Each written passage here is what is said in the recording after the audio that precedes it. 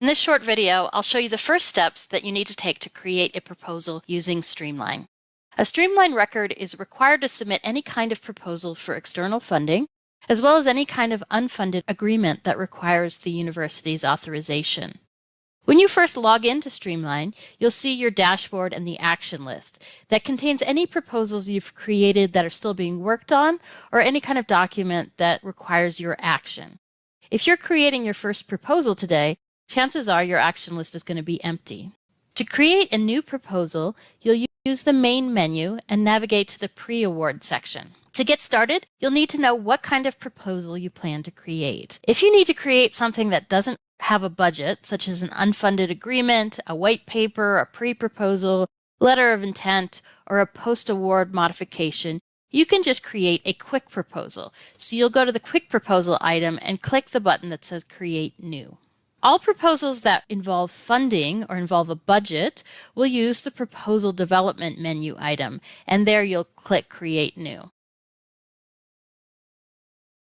For any other type of proposal, you'll be submitting your proposal documents in some other system that's required by your sponsor, and you'll create an abbreviated proposal record for UNM. This includes things like proposals to private sponsors, state agencies, proposals where UNM is the subaward to another organization. You should create your submission for the sponsor in their external platform, and you'll need to create only the simplified proposal record in Streamline. Click the Template button.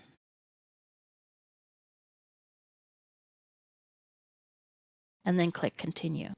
Streamline will generate a blank proposal development document for you to begin your work. In order to save a proposal development document and work on it later, the only things that you need to do are to fill out this Required Fields for Saving Documents section.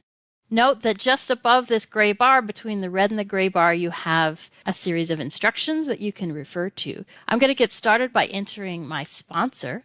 Anytime you see this magnifying glass, that means that there is a search function associated with that field. Instead of entering the sponsor name in this field, I'm going to click on the magnifying glass, and that brings up a lookup. So in this lookup, I can search by the sponsor name, or if it has a common acronym, I can use the acronym. All of these searches require either an exact match or the use of wildcard terms. So if I want to search for the National Science Foundation, I could type in National Science Foundation, but I'm going to be a little lazy and use the asterisks and science to find any agency that uses the word science. Click Search, and you'll see a list of all the available options that are in UNM's database. Here I found the National Science Foundation, and I'm going to click Return Value to enter that as the sponsor in my record. If you have searched and you cannot find your sponsor, that may mean it is not yet an approved sponsor in UNM's system. You'll need to contact OSP. They have a form for requesting a new sponsor available on their website. Then I'm going to simply complete the rest of this information in the first panel about my project, the start and end dates, what kind of research it is, what my lead unit for submitting the proposal would be, whether it's research or some other kind of proposal, and the sponsor deadline. And I'm going to give the project a title. Note that all of the information that you fill out in this panel initially can be replaced later with updated information. So if you don't have your final project title, that's fine. You can enter a draft title. However, the one item that is going to stick with your proposal is the lead unit, the unit that is submitting the proposal. So make sure that you have selected the correct unit or department.